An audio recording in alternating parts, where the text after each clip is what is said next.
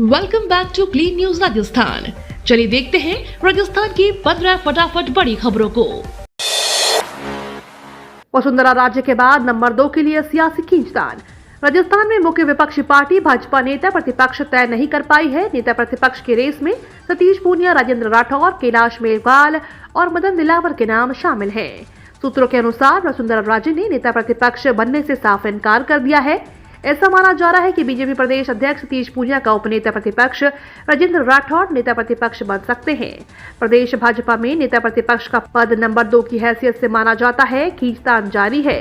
Party आलाकमान तय नहीं कर पा रहा है। पार्टी से जुड़े सूत्रों के अनुसार नेता प्रतिपक्ष का नाम तय नहीं कर पाने के पीछे बीजेपी की गुटबाजी एक बड़ा कारण है।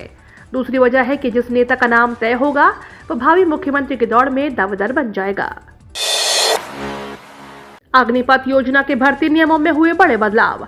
भारतीय सेना यानी हमारे देश का गर्व केंद्र की एनडीए सरकार ने पिछले साल तीनों सेनाओं में जवानों की भर्ती के लिए अग्निपथ योजना का ऐलान किया था। सरकार ने अब अग्निपथ योजना के तहत भर्ती प्रक्रिया नियमों में बड़ा बदलाव किया है। भर्ती के नए नियमों की जानकारी देते हुए राजस्थान सेना भर्ती मुख्यालय के डीडीजी ब्रिगेडियर जे चौहान ने बताया कि वर्षों पुराने भर्ती नियमों को अभ्यर्थियों के हितों में ध्यान रखते हुए बदला गया है। आईटीआई करने वाले अभ्यर्थियों को भर्ती में बोनस अंक देने का भी बड़ा फैसला लिया गया है। अब किसान भी कर सकेगा मिट्टी के सेहत की जांच। अब किसान भी अपने खेत की मिट्टी की स्वास्थ्य की जानकारी ले सकेंगे। 100 रुपए के खर्च पर किसान अपने खेत की मिट्टी की कंडीशन के बारे में जान सकेंगे। आईआईटी कानपुर ने 6.5 साल की रिसर्च में एक ऐसा डिवाइस तैयार किया है जो 2 मिनट के भीतर ही खेत की मिट्टी में मौजूद nitrogen, phosphorus, potash, organic carbon, clay व केटायन एक्सचेंज कैपेसिटी का पता लगाता है। साथ ही यह भी बता देगा कि किसान जो फसल खेत में लगाना चाहते हैं उस फसल के लिए आपको कितना फर्टिलाइजर, कितनी मात्रा में डालना है। इस डिवाइस की मदद से किसान मिट्टी को उपजाऊ बनाने के साथ साथ फसल के उत्पादन में भी इजाफा कर सकते हैं। विदेश में सोने के भाव मिल रहा प्याज। भारत में कौड़ी के दाम। एक तरफ भारत में प्याज के दाम पिछले 1 माह में अधिक गिरे हैं और जहां किसानों को प्याज की लागत की आधी रकम भी नहीं मिल पा रही है, तो वहीं दूसरी तरफ फिलीपींस, तुर्की और पाकिस्तान जैसे देशों में प्याज की भारी कमी हो गई है। फिलीपींस में तो प्याज 2500 रुपए किलो तक पहुँच गया है। तुर्की से लेकर कजाकिस्तान तक प्याज की महंगाई लोगों को रुला रही है। प्याज एक तरह से ग्लोबल फूड क्राइसिस का सिंबल बन गया है। इसकी कीमतें दुनिया भर में महंगाई बढ़ा रही हैं। भारत से निर्यात कर प्रतिबंध नहीं। दुनिया भर में प्याज की बढ़ती और देश की घटती कीमतों के बीच केंद्र सरकार ने कहा है कि भारत में प्याज के निर्यात पर कोई प्रतिबंध नहीं है। केंद्रीय वाणिज्य मंत्री पीयूष गोयल ने कहा, देश ने चालू वित्त वर्ष की पहले 3 तिमाहियों में $52 करोड़ का निर्यात किया है। केजरीवाल को आगे बढ़ाने से रोकना ही केंद्र सरकार का मकसद। आपके राज्यसभा सांसद संदीप पाठक ने मनीष सिसोदिया की गिरफ्तारी पर केंद्र सरकार को घेरा है। उन्होंने कहा कि आप पार्टी राष्ट्रीय पार्टी है। जिस तरीके से मनीष सिसोदिया को भाजपा सरकार ने गिरफ्तार किया है उससे साफ है कि केंद्र का मकसद किसी भी तरह केजरीवाल को आगे बढ़ने से रोकना है। उन्होंने कहा कि इनका काम यही है कि दिल्ली की गवर्नेंस खराब कर दो। इसको हासिल करने के लिए तरह तरह के हथकंडे अपनाए जा रहे हैं। पहले एलजी को बिठा दिया, फिर सत्येंद्र जैन को गिरफ्तार कर लिया, अब सिसोदिया को गिरफ्तार कर लिया। सिसोदिया का मामला कोर्ट में या खारिज होगा। उन्होंने कहा कि जनता दोनों पार्टी की गंदी राजनीति से थक चुकी है। जनता चाहती है कि बदलाव आए। अब मशीन से निकल रहे क्लॉथ बैग। हेरिटेज नगर निगम ने सिंगल यूज प्लास्टिक मुक्त जयपुर की दिशा में कदम बढ़ाते हुए नए पहल की है। निगम के सभी 5 जोन में एटीएम की तरह ऑटोमेटिक क्लॉथ बैग वेंडिंग मशीनें लगाई गई हैं। इससे बाहर में खरीदारी करने वाले बेहद खुश नजर आए। सिंगल यूज प्लास्टिक पर कार्यवाही के बाद अब नगर निगम हेरिटेज पर परकोटा के बाजारों में खरीदारी के लिए पहुंचने वाले लोगों को कपड़े के थैले की सुविधा देने की पहल की गई है। इसके लिए ऑटोमेटिक वेंडिंग मशीनें स्थापित की गई हैं। जयपुर के बड़ी चौपड़ पर इस मशीन का मेयर गुनेश गुर्जर ने शुभारंभ किया। इस दौरान निगम आयुक्त विश्राम मीणा और स्थानीय पार्षद अमर सिंह गुर्जर सहित अन्य अफसर मौजूद रहे। थर्मल पावर प्लांट की 1980 मेगावाट की 3 यूनिट बंद।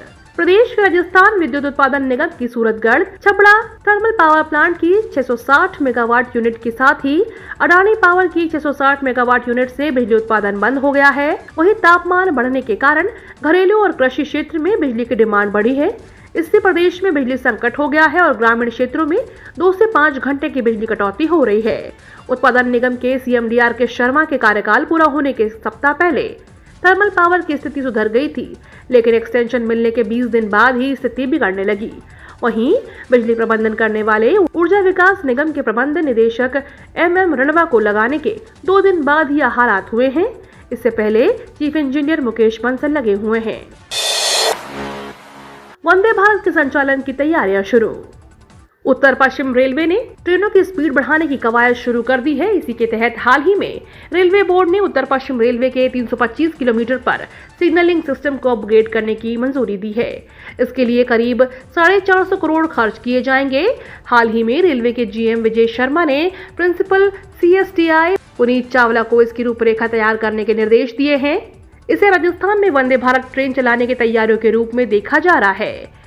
चावला ने इसे लेकर मुख्यालय, चारों मंडलों, कंस्ट्रक्शन और प्रोजेक्ट्स में लगे अधिकारियों को निर्देश दिए हैं कि रेलवे बोर्ड विभिन्न सेक्शन की स्पीड पर मॉनिटरिंग कर रहा है। ऐसे में जल्द से जल्द सेक्शन की स्पीड को बढ़ाने के लिए काम किया जाए। चावला के अनुसार अब स्थानीय रेलवे को रूट तय करना है कि फर्स्ट फेज में किस किस रूट पर सिग्नल को अपग्रेड किया जाएगा। विधानसभा के बजट सत्र की कार्यवाही 28 से होगी शुरू। अनुदान मांगों पर होगी चर्चा। राजस्थान विधानसभा के बजट सत्र की कार्यवाही आज 28 फरवरी को सवेरे 11 बजे से फिर शुरू होगी। इससे पहले 17 फरवरी को विधानसभा की कार्यवाही स्थगित कर दी गई थी। इस दिन प्राइवेट बिलों पर चर्चा की गई थी। मंगलवार से विधानसभा के विभिन्न विभागों के अनुदान मांगों पर चर्चा कर इसे पारित किया जाएगा। अनुदान मांगों पर 4 मार्च तक चर्चा होगी। 5 से 8 मार्च तक होली पर विधानसभा में अवकाश रहेगा। इसके बाद 9 से 11 मार्च तक फिर से अनुदान मांगों पर चर्चा के बाद इन्हें पास किया जाएगा। संभवतः 11 मार्च, संभवतः 13 मार्च को मुख्यमंत्री अशोक गहलोत जवाब देंगे। इस दिन वित्त और विनियोग बिल पर चर्चा के बाद इसे पास किया जा सकता है। सीएम अशोक गहलोत ने कहा, हमें सावधान रहना होगा। राजस्थान के मुख्यमंत्री अशोक गहलोत ने एक बार फिर से केंद्र सरकार पर हमला बोला है। उन्होंने कहा, दिल्ली में बैठी फॉसिस्ट ताकतें देश के लोकतंत्र और संविधान की धज्जियां उड़ा रही हैं। आज सरकार की आलोचना करने पर देशद्रोही तक कह दिया जाता है। क्या यह लोकतंत्र है? राजस्थान प्रदेश कांग्रेस कमेटी के ट्विटर पर वीडियो शेयर किया। सीएम ने कहा, पूरा मुल्क चिंतित है। देश में हिंसा का माहौल है। इसको रीट्वीट किया जा रहा है। उन्होंने राहुल गांधी की तारीफ की और कहा कि राहुल गांधी भारत जोड़ो यात्रा के लिए निकल पड़े। वो क्या चाहते हैं? देश में प्यार मोहब्बत हो, हिंसा न हो, अमीर गरीब की खाई न बढ़े। गहलोत ने कहा कि देश में खतरनाक माहौल है। बिना नेता प्रतिपक्ष के भाजपा विधायक दल की बैठक 28 को होगी। भाजपा विधायक दल की बैठक मंगलवार यानी आज 28 फरवरी को विधानसभा में होगी। यह बैठक बिना नेता प्रतिपक्ष के होगी। गुलाब चंद कटारिया के असम का राज्यपाल बनने के बाद से ही यह पद खाली पड़ा है। अभी तक भाजपा नेता प्रतिपक्ष का नाम तय नहीं कर पाई है। ऐसे में उपनेता प्रतिपक्ष राजेंद्र राठौर और भाजपा प्रदेशाध्यक्ष सतीश पूनिया विधायकों को दिशा निर्देश देंगे। विधानसभा में बजट अनुदान मांगों पर चर्चा होनी है। ऐसे में विपक्ष के नाते भाजपा ने सरकार को घेरने का प्लान बनाया है। विधायकों को बैठक में इस संबंध में निर्देश दिए जाएंगे। सत्र आधे मार्च तक चल सकता है। विपक्ष के पास सरकार को घेरने का यही मौका है। ऐसे में आने वाले दिनों में भाजपा पूरी ताकत के साथ सरकार का विरोध करेगी। राजस्थान में मौसम ने पलटी मारी, फसलों को नुकसान का अंदेशा। राजस्थान में पश्चिमी विक्षोभ के कारण राज्य के कई इलाकों में अगले 2 से 3 दिनों में बादल छाए रहने तथा हल्की बारिश होने का अनुमान है। मौसम विभाग केंद्र जयपुर के अनुसार हल्की बारिश हो सकती है। जयपुर स्थित मौसम केंद्र अनुसार एक नए पश्चिमी विक्षोभ के प्रभाव से 28 फरवरी से 1 मार्च को उत्तर पश्चिमी राजस्थान के गंगानगर, हनुमानगढ़, बीकानेर, चूरू और आसपास के जिलों में बादल छाए रहने तथा मेघ गर्जन के साथ कहीं कहीं हल्की बारिश होने की संभावना है। जानकारों के अनुसार मौसम में आए अचानक बदलाव से सरसों की फसल को नुकसान हो सकता है। वहीं राज्य के शेखावटी क्षेत्र के कुछ भागों में 1 मार्च को मेघ गर्जन के साथ हल्की बारिश होने तथा शेष भागों में आगामी दिनों में मौसम की मुख्यतः शुष्क रहने की संभावना है। मार्च में मिलेगी कर्मचारियों को बड़ी सौगात, सैलरी में आएगा बम्पर उछाल। केंद्रीय कर्मचारियों और पेंशनरों के लिए 1 मार्च का महीना सौगातों भरा हो सकता है। होली से पहले कर्मचारियों और पेंशनरों को महंगाई भत्ते, महंगाई राहत, पीएफ पर ब्याज का पैसा जैसे कई तोहफे मिल सकते हैं, जिससे सैलरी में 40,000 से 1 लाख से ज्यादा का उछाल देखने को मिलेगा।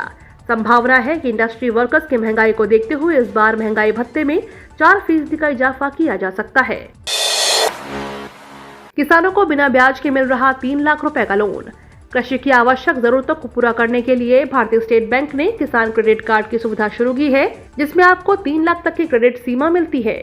इसमें फसल कटाई के बाद के खर्चे भी शामिल हैं, जिनका उपयोग किया जा सकता है। किसान क्रेडिट कार्ड से आप लगभग 3 से 6 लाख की बीमा के भीतर खेती के लिए आवश्यक सभी खर्चों का भुगतान कर सकते हैं। भारत के सभी भूमि धारक किसान आवेदन कर सकते हैं।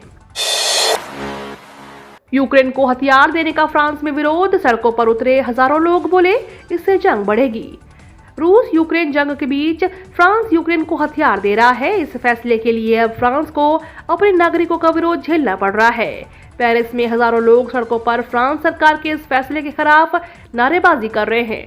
लोगों का कहना है कि हथियार देने से जंग बढ़ती जाएगी। अगर सरकार मदद करना चाहती है तो उसे रूस को हमला करने से रोकना चाहिए।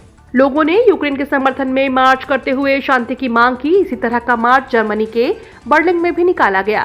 वहां लोगों ने रूस से बातचीत करके मसले का हल निकालने की मांग की। ये तो थी राजस्थान की बड़ी खबरें। रोजाना सबसे पहले अपडेट पाने के लिए क्लीन न्यूज राजस्थान को अभी सब्सक्राइब करें।